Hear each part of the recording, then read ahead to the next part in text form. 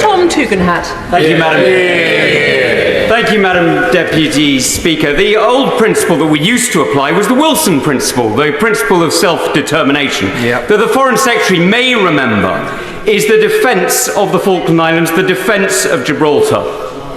He's now just violated that principle by undermining the rights of the Chagosian people in favour of a claim that was abandoned in 1965, never really made because it was only administrative and never properly governed from Mauritius anyway, and in favour of a court whose judgment was advisory. He sold out the sovereignty of the British people. Truly, nobody apart from a boy called Jack has ever made a worse deal on the way to market. He's come back with a handful of beans that he's trying to sell as a prize. I've got to say, I have always admired the Honourable Gentleman's eloquence. But I haven't always admired his principles. He was part of the last government. Did he raise this when he was part of the last government? Did he make it a resignation issue? No, he didn't, because he knows we inherited this and we had to make a deal. David Lammy's response, while laced with his trademark eloquence, reeks of political evasion and selective amnesia.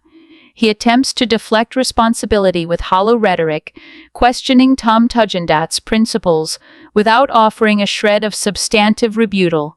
Lammy conveniently ignores the glaring hypocrisy of his own position, lecturing on principles while being a key player in a government that failed to address the very issue he now uses as a cudgel. His feigned indignation and deflection reek of desperation, as if hoping that a verbose delivery can mask his lack of credibility. Instead of addressing the betrayal of British sovereignty or the core argument, Lammy opts for petty jabs, proving once again that he is a master of theatrics, but a failure when it comes to meaningful action. It was a very tough phone call on the 23rd of December when I said to the young team in our London office, I'm really sorry guys, but I think Christmas is cancelled. And they rose to the challenge. They were in the office till 10 o'clock on Christmas Day night, getting graphics, getting videos ready, because I just knew that over the Christmas Day and Boxing Day period, people would be sitting around the table, lunch or dinner, with family, with friends, down the pub, wherever they went, and reform would be a topic of conversation. I was confident that we would, on Boxing Day, go through the number of ballot papers that the Conservative Party sent out in their leadership election last year, and we did it on Boxing Day, and we've gone on 35,000 members more since Boxing Day alone. And it is something we can be very proud of, something we can celebrate, but let's keep it going. Now, all of that was wonderful until about 5 o'clock on Boxing Day afternoon, when a certain individual decided to take to X and put together a complex 5 series of tweets with misspellings and ranting conspiracy theory. Now, the person that put these messages together that said that the Reform live membership ticker, have you been watching the Reform live membership ticker? I get up at 3 o'clock in the morning just to find out how we're doing. No, some wild ranting conspiracy theorist put out on X that somehow we fiddled the numbers and that these were all fake members.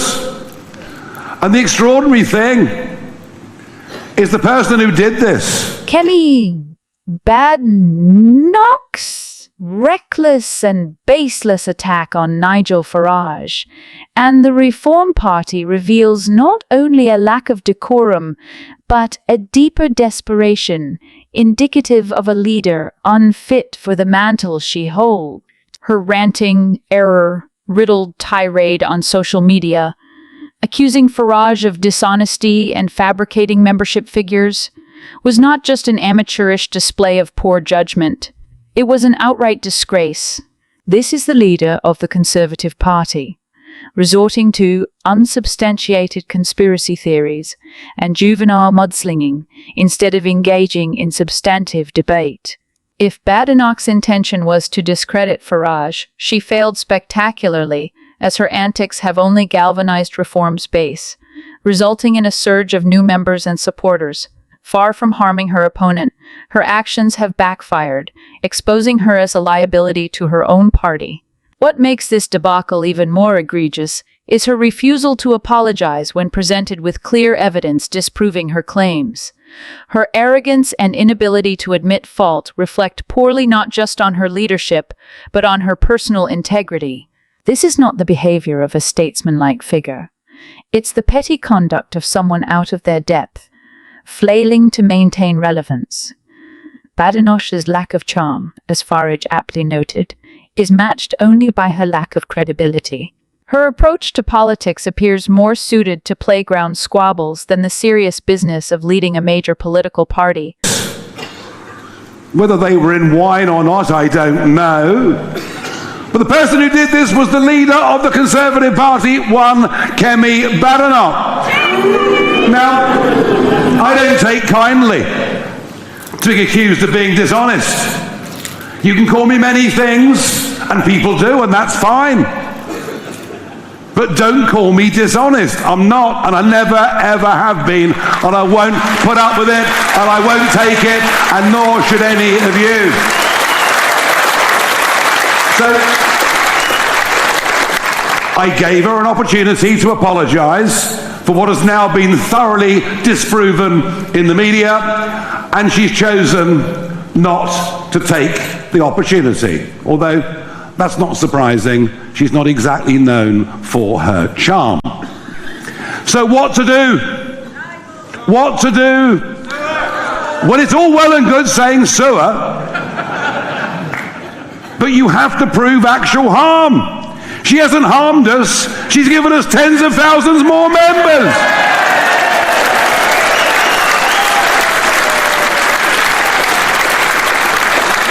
But what I am going to do, and isn't it delightful that the Eastern Region Conference tomorrow takes place at Chelmsford Racecourse, which happens to be in her parliamentary constituency, which is good.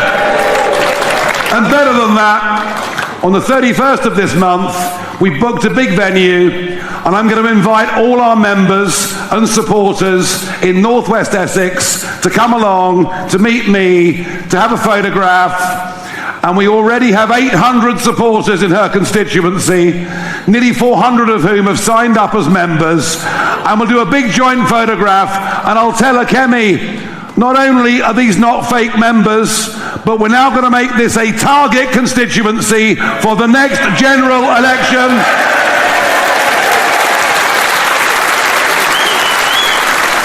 You had your chance. You accused me of being dishonest. You had your chance to apologise. Well, now the gloves are off. Instead of focusing on the many challenges facing the Conservative Party, Badenoch has chosen to squander her platform on baseless attacks that achieve nothing but alienating potential voters. Her ill-considered attempt to smear Farage has handed him an easy victory, allowing him to rally his supporters and turn her constituency into a target for the next general election. This level of political ineptitude is staggering, and it raises serious questions about her suitability to lead. In the end, Badenoch's behavior does not just reflect poorly on her. It tarnishes the entire Conservative Party, reducing it to a sideshow of personal vendettas and public embarrassment. Her unwillingness to take responsibility or show an ounce of humility only solidifies her image as a leader whose ego far outweighs her capability. If this is the best she can offer, then the Conservative Party may find itself in a perilous position, with a leader more focused on petty squabbles than addressing the issues that matter to the British people.